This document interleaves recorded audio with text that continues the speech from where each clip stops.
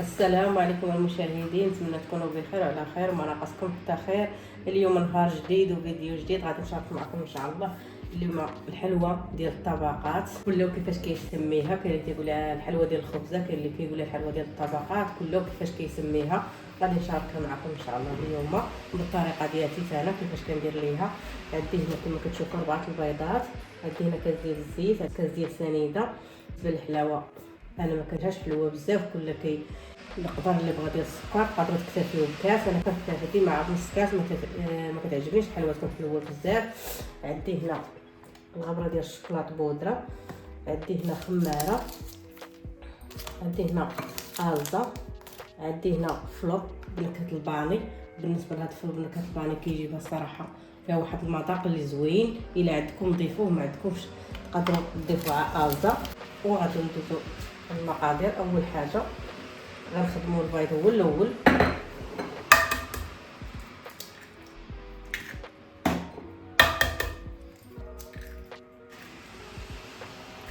غادي نستخدم هاد النشاتيه ديال الفانيليا. غادي نزيد هاد نص كاس ديال السكر، حيت ضروري غادي نخدموه مع البيض. هاد الفلوق بالنكهه ديال الفاني. الصراحه الا عندكم عير ضيفوه، راه كيجي واحد المذاق اللي خطير هاد الحلوى. وغادي نخدم دوك البيض مع السكر، تخدم ليا مزيان. عاد نضيف الزيت. صراحه هاد الحلوى راه معروفه بزاف، كانوا كيديروها والدينا قبل.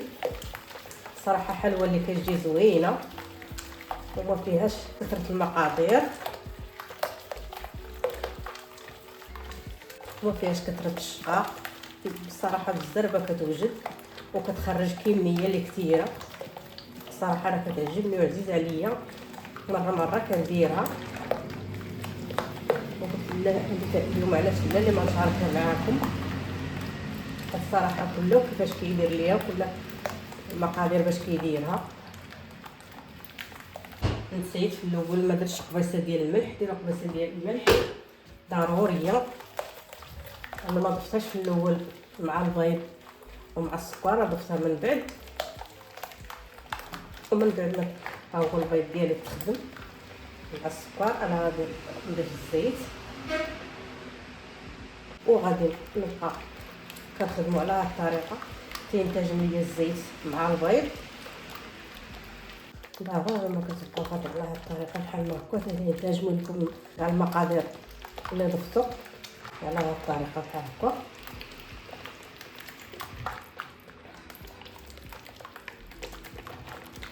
كما كتشوفوا من بعد ما تخدم ليا البيض مع الزيت مع السكر كاع المكونات اللي درت، انا غادي ندوز نضيف الدقيق شويه بشويه، ما تضيفوش بدفعه واحده. غنزيد الخميره ضروري كنغربلها بحال هكايا مع كيكونوا فيها دوك الحبيبات باش كنتفاداوهم ما يخرجوش لينا في العجينه بحال ما هكا. وكنبدا نجمع بحال هكا بشويه بشويه وكنضيف الدقيق. نقدر نضيفو الدقيق في دقه واحده تجينا العجينه قاصحه. داكشي باش كنبقاو نضيفوه شويه بشويه وكنجمعو باش كنديروها في الجهد اللي بغينا. ها هي العجينه ديالتي من بعد ما جمعتها على هاد الشكل راه باقا شويه مطلوقه. انا خليت شويه مطلوقه على حسب الشوكولاط. ومن بعد الاخرى تقدروا تزيدوا فيها شويه تاع الدقيق. انا من بعد غادي نزيد فيها شويه ديال الدقيق، حيت ملي كنزيدو الغبره ديال الشوكولاط راه العجينه كتقصح معانا. داكشي باش خليتها شويه مطلوقه على هاد الشكل هذا. انا كنتعامل بحال هكا وكنبقى دايره كنخدم شويه بشويه. تخدموا بحال هكا على هاد الطريقه باش العجينه ديالتي كتشرب ليا داك الشوكولاط. داكشي باش ضروري كنخليوها شويه تبقى مرخوفه. من بعد هذيك نقدروا نزيدوا فيها شويه ديال الدقيق. وهذه راه ملي كنديروا فيها ديك الغبره ديال الشوكولاط كتجي هي هذيك. داكشي باش كنخليوها جاريه شويه. كما كيبان لكم راه العجينه باقا مطلوقه تتلصق ليا في يدي. بعد ملي غادي نديروا ديك الكميه ديال الشوكولاط اللي خصنا نديرو راه غادي تعود هي هذيك. تعود غادي نزيدوا واحد الكميه اخرى حتى نبقاو نزيدوا الشوكولاط بشويه بشويه وكندلكو تيولي لنا في هذاك اللون اللي بغينا ديال الشوكولاط. عاد كنجمعوها.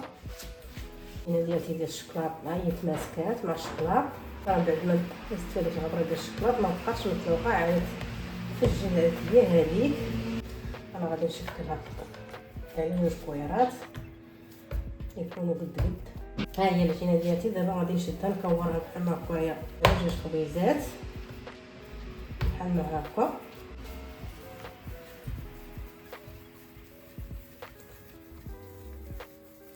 كورتها بحال ما هاد الشكل هذا.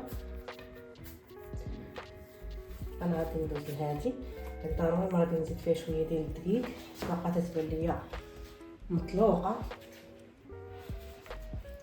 غادي نزيد بحال ما هكايا ندير حتى هي كما درت الشوكولاط. هذا غير كينتج معاه الدقيق بسرعه، ما كتبغيش منكم شي مجهود بزاف. شدات هي نقسمها على جوج كما درت ديال الشوكولاط بحال هكا. ضروري كيكون عندنا 4 كريسات وجوج بيضات وجات بالشوكولاط على هاد الطريقه. الخدمه الاخرى حتى هي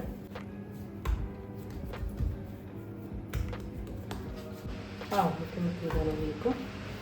هادي دابا 4 كويرات. غادي ندوز نجيب الطاوه فاش غنخدمهم. اول وحده غنبدا بها هي ديال الشوكولاط، والاخرى بيضه كما كيبان لكم. ضروري ما كتدوز كتدرسوهم شويه، عاد كتحطوهم بحال هكايا الطاوه ديال الفران. كتبقاو غاديين بحال هكا على الطريقه وحده. عاد ملي كنكملوهم بربعه كامله كنزيدو نسرحوها. انا غادي نزيد طبقه اخرى ديال الشوكولاط.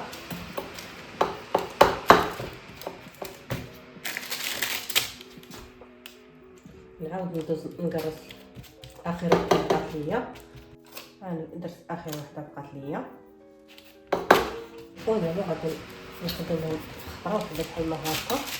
كنخليهم على السمك اللي بغيت، ما تكون غليظه بزاف ما تكون رقيقه بزاف. ضروري ما كتقرصوها على هاد القدر اللي كتبغيو. الا كتبغيوها تكون غليظه شويه تخليوها غليظه، كتبغيوها رقيقه حيت الصراحه كله كيفاش كيبغيها. كما كتشوفوا انا قرصت على هذا السمك هذا، ما كنبغيها ما تكون غليظه بزاف ما تكون رقيقه. على هذا السمك هذا كتجي هي هذيك. وانا غادي نثقبها بحال هكا مزيان. ضروري ما كتثقبوها بواحد الشوكول وواحد الفرشه بحال هكا باش ما كتنفخش، حيت لما ثقبناهاش ملي كنديروها في الفران طيب كتنفخ. ودوك الطبقات اللي كنكونوا مزالينهم بحال هكا كيتفرقوا على بعضياتهم. ضروري ما نثقبوها مزيان بحال ما هكا باش الشكل ديالها يجينا زوين ما تفرقش على بعضياتها. الطريقه بحال هكا. وانا غادي ندوز ندخلها الفران نرجع شاعلاه. ندوز ندخلها الفران طيب، وملي طيب غنشارك معكم الشكل ديالها النهائي كيفاش. هي الحلوه ديالتي ديال الطبقات بعد ما طابت خرجتها من الفران. اول حاجه كنا خرجتها من الفران دهنتها بالكوفيتير ديال الريز كما كتشوفوا راه كيبان لكم احمر. ودرتها من الفوق درتها طوب الكوكو وهي جات على هذا الشكل. ومن بعد ملي تبردات ضروري ملي تخرجوها من الفران وتدهنوها تخليوها تتبرد. انا ملي دهنتها خليتها تبردات حيت لا قطعناها سخونه كتفرتت معنا. ضروري ما كنخليوها حتى تتبرد. عاد كندوزو للتقطاع نقطعوها ونشكلوها على الديكور اللي بغينا وداكشي اللي كيعجبنا. انا كما كتشوفوا قطعتها بحال ما هكايا.